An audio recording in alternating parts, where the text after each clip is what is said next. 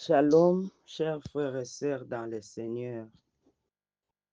Je suis votre sœur Dorothée Moussongi, résidant dans la ville de Kikwit en RD Congo. Je suis redevable à tous les initiateurs, administrateurs et visionnaires de ce groupe. Que le Seigneur se souvienne de vous et vous accorde ce dont vous avez besoin. Nos gratitudes à toutes les mamans, à nos prédécesseurs, et j'encourage mes successeurs. Que le Seigneur nous accompagne dans son service. Nous sommes samedi 28 mars 2026. Nous avons la charge de guider la méditation qui se figure dans le chapitre 22 du livre de Luc, du verset 14 au verset 23. Et nous avons 3 questions à répondre. Question numéro 1, 2 et 7. Nous allons prier avant de commencer notre méditation. Notre Père, nous t'invoquons maintenant d'être avec nous, de nous orienter et que ton esprit soit le seul enseignant du moment, car tu es le seul qui connaît les besoins réels de ton peuple et tu es l'unique à donner une solution et une solution meilleure à nos situations, à nos problèmes. Sois avec nous, Éternel. Oriente-nous. Au nom de Jésus-Christ, nous avons ainsi prié. Amen.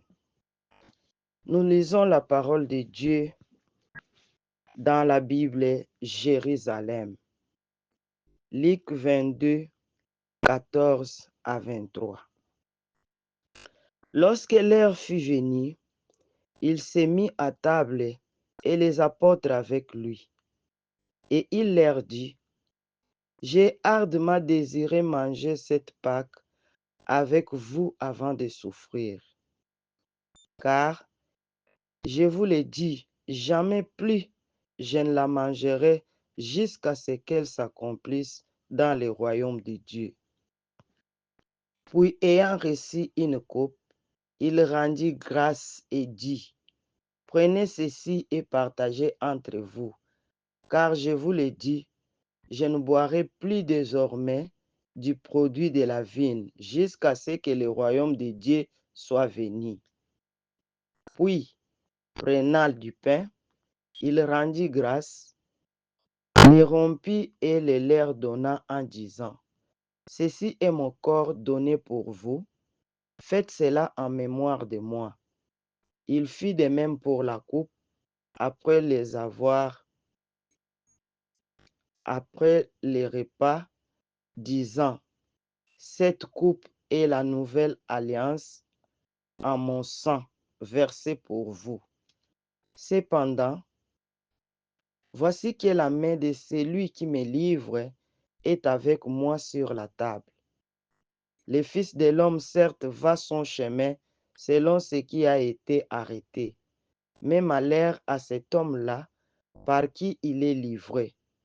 Et ils se mirent à se demander entre eux, quel était donc parmi eux celui qui allait faire cela? Parole du Seigneur. Nous allons répondre à nos questions du jour. Question numéro 1. De quoi ou de qui parlent ces versets? De qui? Nous voyons que ces passages nous parlent de Jésus-Christ et de ses disciples. De quoi? Ces passages nous parlent du verset 14 au verset 18 du repas pascal que Jésus partage avec ses disciples. Du verset 19 au verset 20, nous voyons l'institution de la Sainte Sainte ou le repas du Seigneur. Et du verset 21 au verset 23, l'annonce de la trahison de Jésus-Christ plutôt faite par Judas, l'un de ses disciples. Question 2. Est-ce que ce passage m'apprend quelque chose sur Dieu le Père, Dieu le Fils ou Dieu le Saint-Esprit? Oui.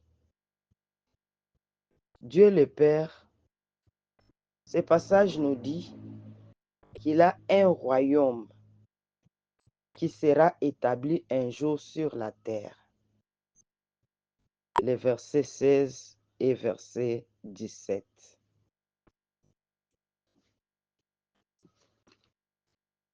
En ce qui concerne Dieu le Fils, dans ces passages, nous voyons qu'il est au centre de tout. C'est Christ qui est Dieu le Fils dans ces passages. Il est le Sauveur, le seul qui se donne volontiers pour sauver l'humanité tout entière.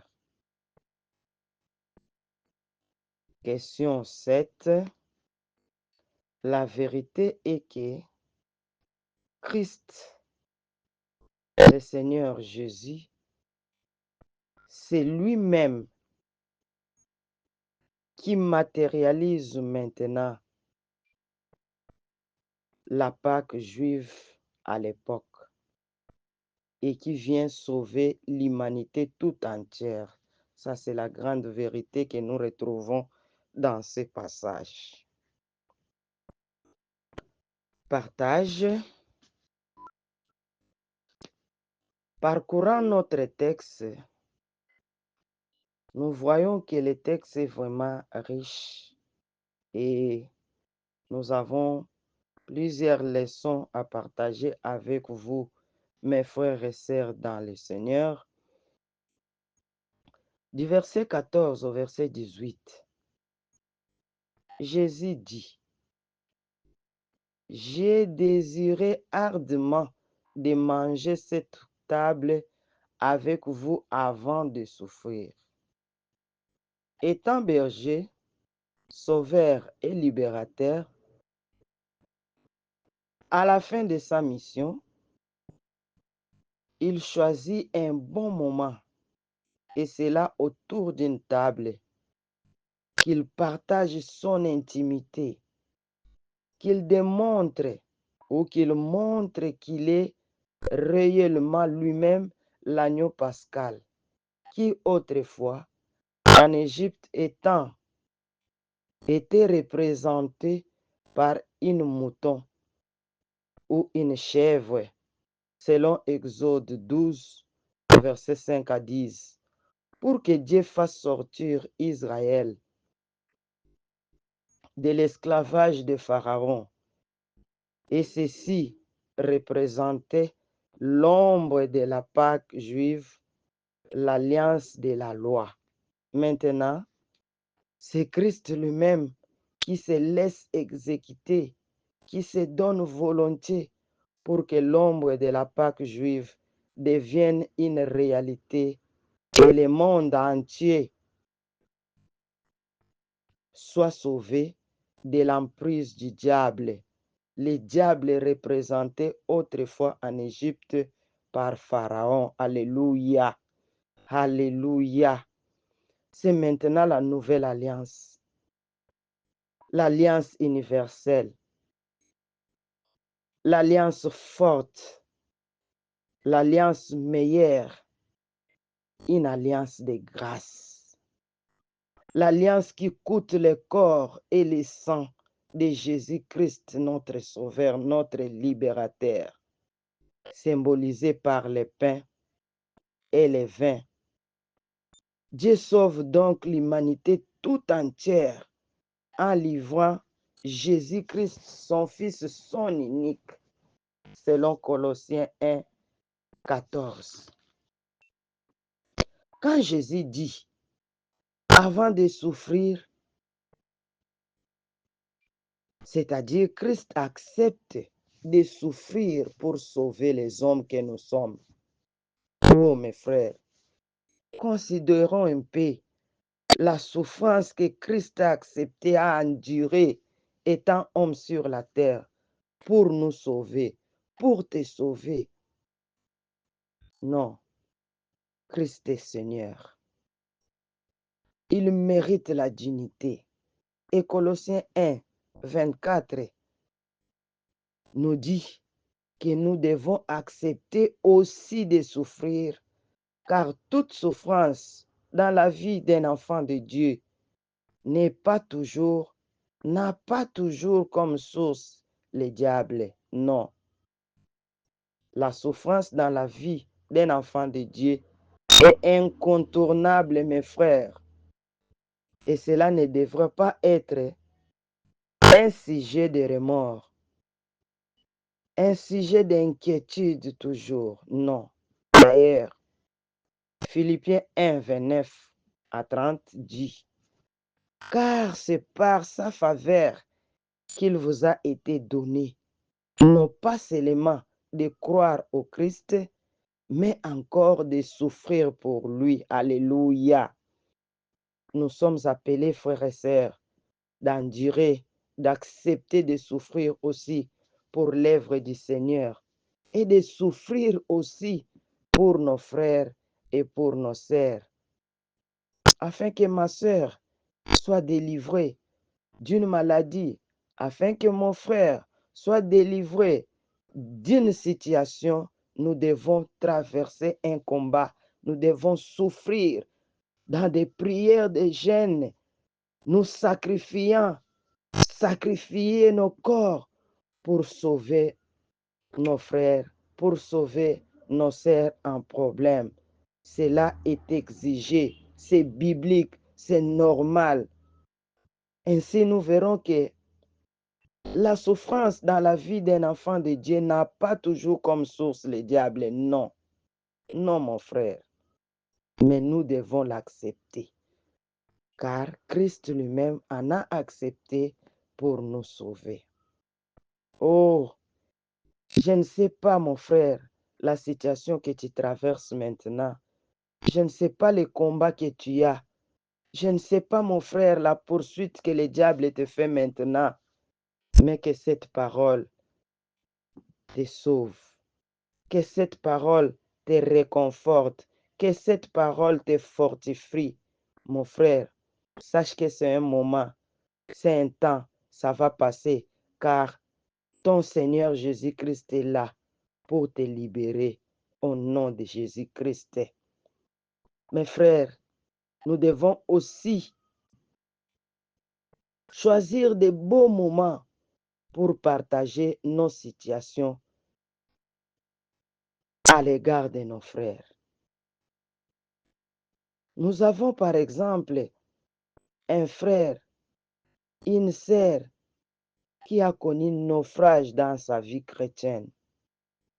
Mais à quel moment nous nous disposons pour aller l'aborder, pour aller le reprendre? C'est aussi important de choisir un bon moment. Christ lui-même nous donne un exemple.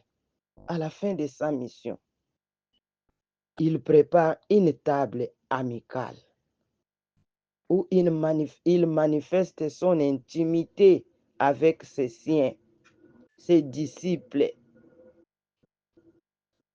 en expliquant même autour de cette table, il révèle que c'est Judas qui devait le trahir. Malgré dans l'anonymat, il dit, voici la main de celui qui va me trahir est maintenant à table avec moi. Oh Jésus-Christ, merci pour cet exemple. Merci, ô Éternel. Merci. Nous devons choisir donc les beaux moments pour que nous ayons de bons résultats. Sinon, nous allons nous embrouiller inutilement. Nous n'aurons pas à sauver une âme. Pour que nous puissions gagner une âme, un cœur déchu, nous devons choisir les beaux moments. Les moments et stratégies comme Esther. pour obtenir une suite favorable à nos hommes, choisissez les moments. Choisis les moments, maman. Et à tous mes frères et sœurs, choisis un bon moment pour gagner ton frère, pour gagner ta sœur qui a un problème, qui a connu un naufrage dans la vie chrétienne. À ceci, nous n'allons pas nous étonner, frères et sœurs, de constater que parmi nous, parmi nos frères, parmi nos sœurs, qu'ils sortent aussi des traîtres comme Judas. Judas fut l'un des disciples de Jésus-Christ et de sur quoi son oncle, comme Christ, qui a minimisé d'ailleurs la trahison de Judas, visant seulement sa mission de sauver l'humanité que nous sommes. Il banalise la trahison de Judas, mais il accepte de souffrir afin de sauver l'humanité tout entière. Alléluia. Que le Seigneur soit glorifié. Que le Seigneur soit loué. Nous allons remarquer que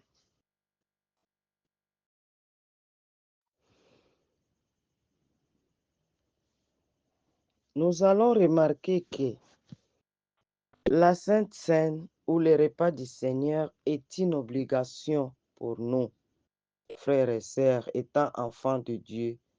Car au verset 19, il dit, faites ceci en mémoire de moi.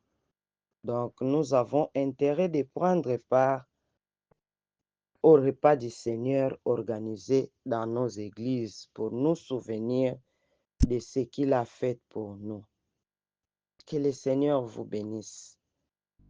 Voilà les quelques leçons que nous pouvons partager avec vous, frères et sœurs dans le Seigneur. Nous allons prier. Seigneur, étant tes enfants, nous t'avons écouté, nous t'avons entendu, mais nous te prions que cette parole éternelle recouvre une place dans nos vies, car des problèmes, des souffrances que nous traversons dans la vie ne peuvent trouver solution qu'au travers de ta parole. Et merci pour nous avoir accordé cette parole ce matin. Sois béni et que tout un chacun qui entendra, qui écoutera cette parole ce matin, soit guéri, soit délivré, soit réconforté. Au nom de Jésus-Christ, nous avons ainsi prié. Merci Seigneur Jésus-Christ. Amen.